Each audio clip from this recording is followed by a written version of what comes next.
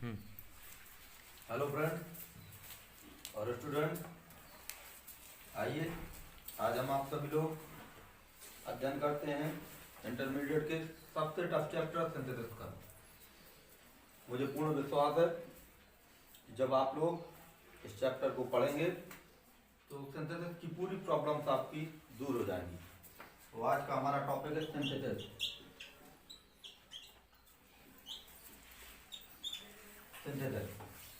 Synthesis को हिंदी में कहते हैं वाक्य संश्लेषण।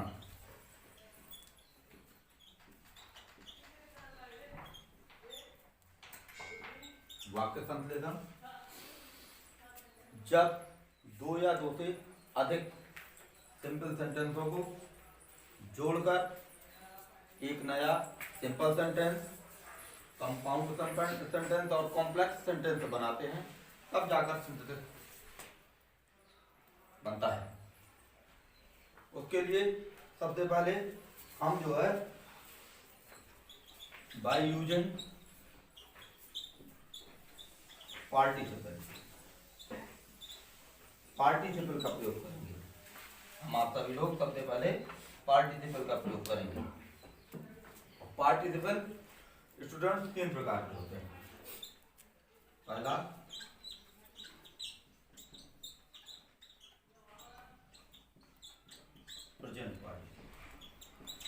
प्रेजेंट पार्टिसिपल किसे कहते हैं? क्रिया की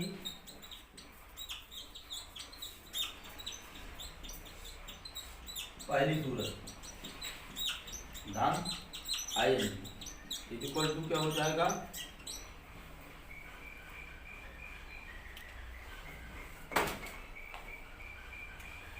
प्रेजेंट पार्टिसिपल।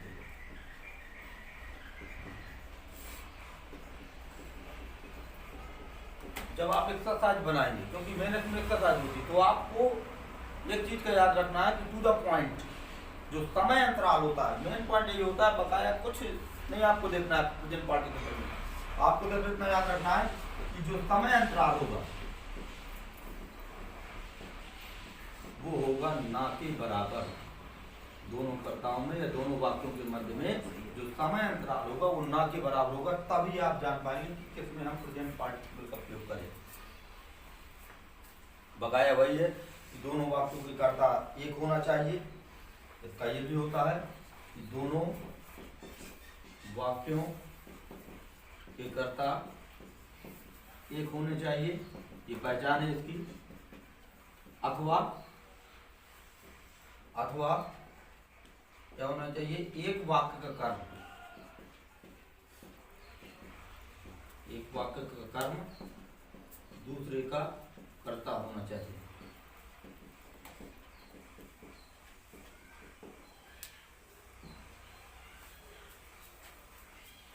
जैसे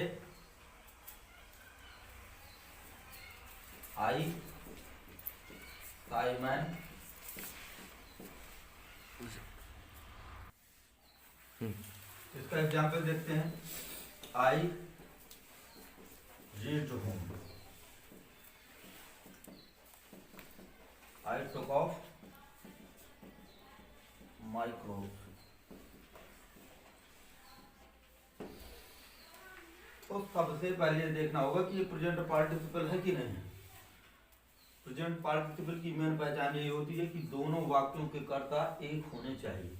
तो हम इस वाक्य को देखें, आई रीड होम, मैं घर पहुंचा। आई टुक ऑफ माई क्लोथ, मैंने अपने कपड़े उतारे। तो आई इसमें भी करता है और दूसरे वाक्य में, चूंकि ये दो वाक्य हैं, पहला वाक्य और दूसरा वाक्य, तो दोनों वाक्यों को मैं देखें कि आपको जो सब्जेक्ट है वो सेम है, एक जैसे करता है। जब एक जैसे करता हूं तो हम समझ जाएंगे कि प्रेजेंट पार्टिसिपल है। लेकिन इसमें प्रेजेंट पार्टिसिपल का प्रयोग कैसे करेंगे, ये मेन पॉइंट है। सबसे मेन चीज यही है। तो जिसमें समय अंतराल ना के बराबर हो उसमें हम प्रेजेंट पार्टिसिपल का प्रयोग करेंगे। बकाया कोई पहचान नहीं इसकी कि किस वाक्य में हम करें। लेकिन अगर आप एक बिंदु याद रखेंगे कि जिसमें समय अंतराल ना के बराबर होता है वही आपका प्रेजेंट पार्टिसिपल होता है। दूसरी चीज है कि जो काम पहले होता है, जो काम पहले हो रहा होता है उसका पार्टिसिपल बनाया जाता है प्रेजेंट पार्टिसिपल। दूसरी बात, जिसका प्रेजेंट पार्टिसिपल बनाते हैं हम, उसके वाक्य के कर्ता को हटा दिया जाता है। अर्थात जिस वाक्य की क्रिया का पार्टिसिपल बनाते हैं उसके सब्जेक्ट को हम हटा देते हैं। जैसे पहला वाक्य में देखें, आई रीच्ड होम, मैं घर पहुंचा, तो पहले मैं घर पहुंचाऊंगा, इसके बाद मैंने कपड़े उतारे होंगे, यही हुआ होगा ना स्टूडेंट्स, ध्यान से देखना। तो रीच्ड होम, पहले मैं घर पहुंचा फिर मैंने कपड़े उतारे, तो इसमें जैसे प्रेजेंट पार्टिसिपल का प्रयोग करेंगे तो पहले घर पहुंचना है तो क्रिया है, तो इसमें हम प्रेजेंट पार्टिसिपल का प्रयोग करेंगे। तो जब प्रेजेंट पार्टिसिपल का प्रयोग करेंगे तो इसके कर्ता को हम क्या कर देंगे, हटा देंगे। तो बनाते हैं, आइए, रीच में आई, रीचिंग होम लगा देंगे कॉमा, इसके बाद आई टुक ऑफ माई क्लोथ। हम लोग पास्ट पार्टिसिपल की तरह,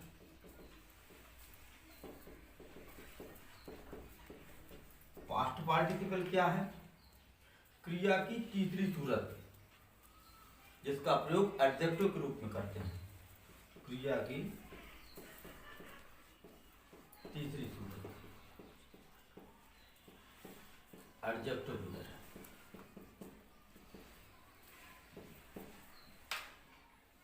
इसको कहते हैं पास्ट पार्टिसिपल, अर्थात क्रिया की थर्ड फॉर्म को हम पास्ट पार्टिसिपल कहते हैं।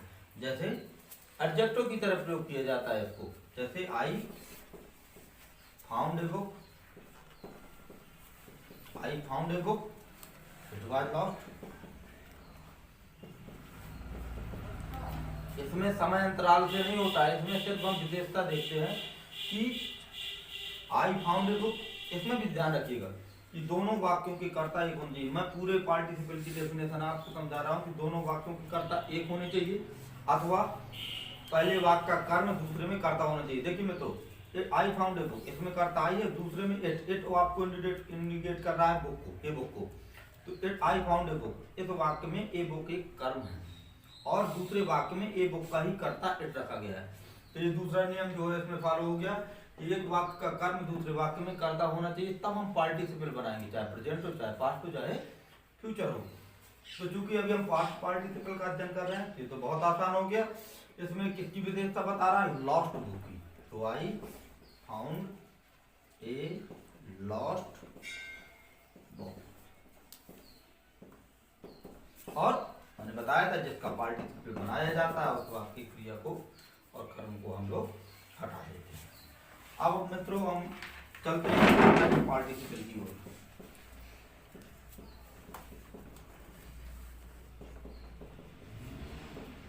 परफेक्ट पार्टिसिपल, परफेक्ट पार्टिसिपल बनता है हैविंग प्लस मुख्य क्रिया की तीसरी सूरत से। परफेक्ट पार्टिसिपल बनता है having plus third form of verb, third form of verb having के साथ में।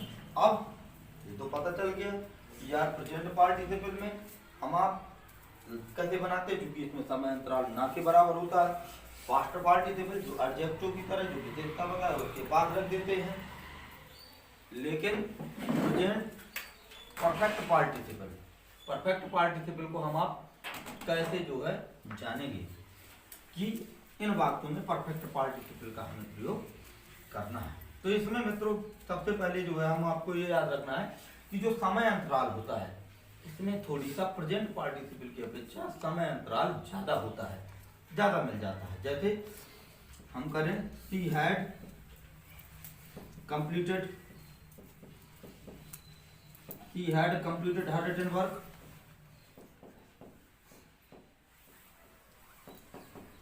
she had completed her written work, और she went to market।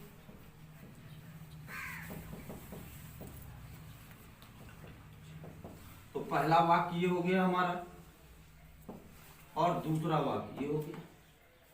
अब कोई कोई कह दे कि सर जो है इसमें जो है प्रेजेंट पार्टिसिपल, तो हम आप देखें कि she had completed her written work, उसने अपना क्रय कार्य समाप्त कर लिया, सी वेंट टू मार्केट, वह बाजार गई। तो इसमें जो समय अंतराल है उसने भी पहले काम समाप्त किया होगा, फिर तैयार हुए होंगे हम आप सभी लोग जो जिसने इस काम को समाप्त किया होगा। तो इसमें जो समय अंतराल है थोड़ी सा प्रेजेंट पार्टिसिपल की अपेक्षा आपको ज्यादा मिल जाता है। तो हम तुरंत गैस लगा दें कि यार इसमें जो point of time of period है वो थोड़ी सा ज्यादा मिल रहा है। जिसमें टाइम ऑफ पीरियड थोड़ी सा ज्यादा मिल जाता है तो उसमें हम और आप सभी प्रयोग करते हैं having plus third form of verb का। तो और एक चीज और, जिसमें पार्टिसिपल में जिस क्रिया का पार्टिसिपल बनाया जाता है उसके कर्ता को हम आप हटा देते हैं।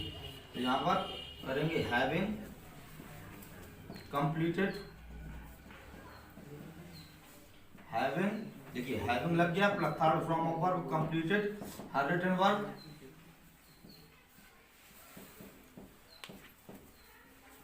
लगाएंगे comma, he went to market.